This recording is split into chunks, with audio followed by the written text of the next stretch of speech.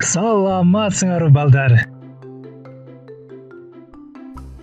Биз бүгүн силер менен кой жаныбары тууралуу маалымат алабыз. Койлор башка чарба жаныбарларына салыштырмалуу чарбачылыкта өтө кеңири тараган жаныбарлар.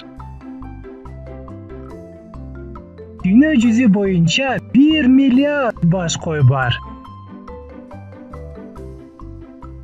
Достор, Кыргызстанда канча баш кой бар билесиңерби? Азаматсыңар достор.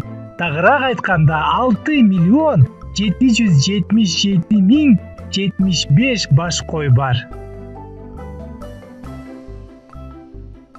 Ошондой эле дүйнө жүзү боюнча койлордун 600дөй түрлөрү бар.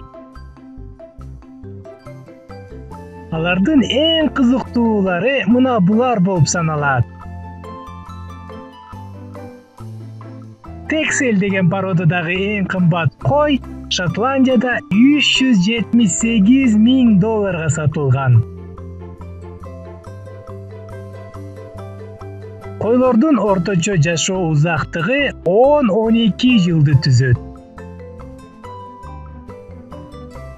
Достор, койлордун угуу сезими өтө жакшы өрчүгөн. Андан сырткары койлор таттуу жана кычкыл чөптөрдү жакшы көрүшөт. Балдар, билесиңерби, койлордун салмагы канча килограмм? Азаматсыңар балдар.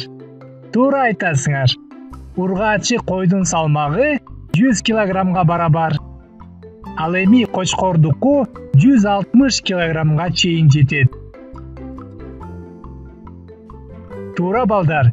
Койдун эркеги кочкор деп аталат. А баласы эмне деп аталат балдар, билесиңерби? Азаматсыңар, козу деп аталат. Ал эми козу 2 жашка чыкканда орук деп аталат. Уй малы сыяктуу эле койлор дагы сүт, эт жана жүн тери багыттары боюнча бөлүнөт. Жүн багытындагы койлордон 10 килограммдан ашык жүн алууга болот. Анда эмесе достор, биз бүгүн кой тууралуу маалымат алдык. Көрүшкөнчө сак саламатта болуңуздар.